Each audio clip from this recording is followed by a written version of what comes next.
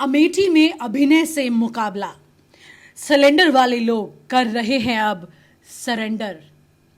India गठबंधन की rally में अखिलेश यादव ने स्मृति ईरानी पर ऐसा हमला बोला कि एक वक्त में स्मृति ईरानी दिल्ली के विजय चौक पर सिलेंडर लेकर सरकार के खिलाफ मोर्चा संभालती थी, लेकिन अब सत्ता परिवर्तन होने के बाद वही लोग सरेंडर कर रहे हैं, क्योंकि जिन बढ़ी हुई कीमतों को लेकर वो प्रदर्शन किया करते थे, उसके आगे खुद उन्होंने घुटने टेक दिए हैं।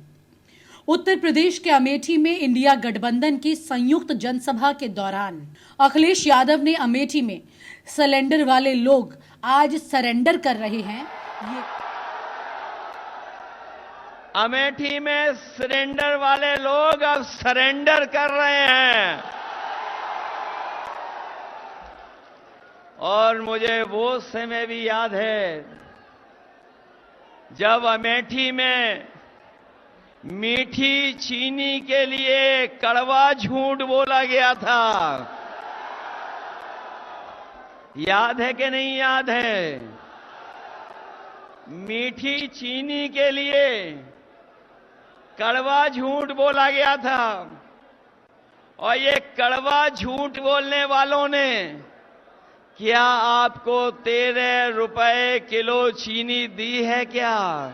ये कहा। उन्होंने कहा कि मुझे वो भी समय याद है जब अमेठी में मीठी चीनी के लिए कड़वा झूठ बोला था।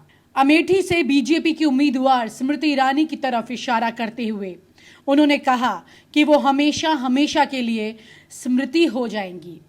ये अमेठी की आवाज दिल्ली और लखनऊ तक पहुंच रही है। उत्तर प्रदेश के अमेठी में शुक्रवार को इंडिया गठबंधन की संयुक्त जनसभा हो रही है।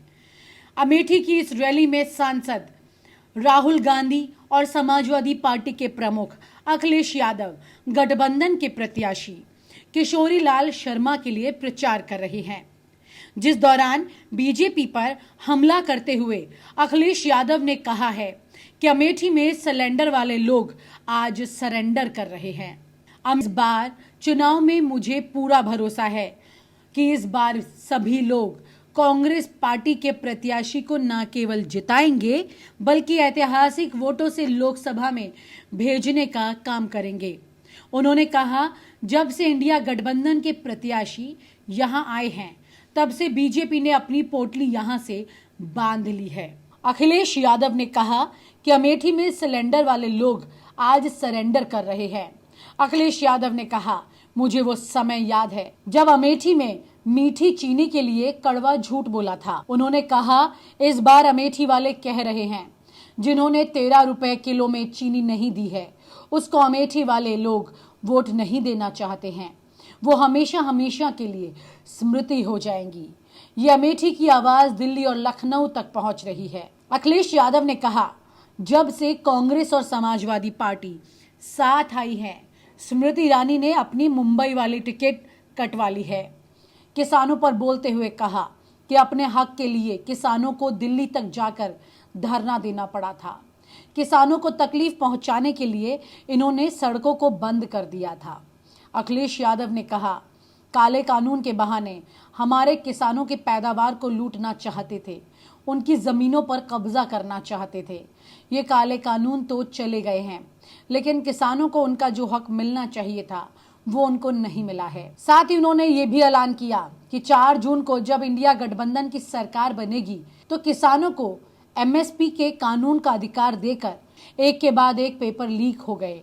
अखिलेश यादव कहते हैं कि पेपर लीक बीजेपी ने जानबूझकर कराया ताकि उनको नौकरी ही ना देना पड़े। क्या आप लोग पेपर लीक भूल गए? जनता से वादा करते हुए कहा कि इंडिया गठबंधन नौकरी देने का काम करेगी।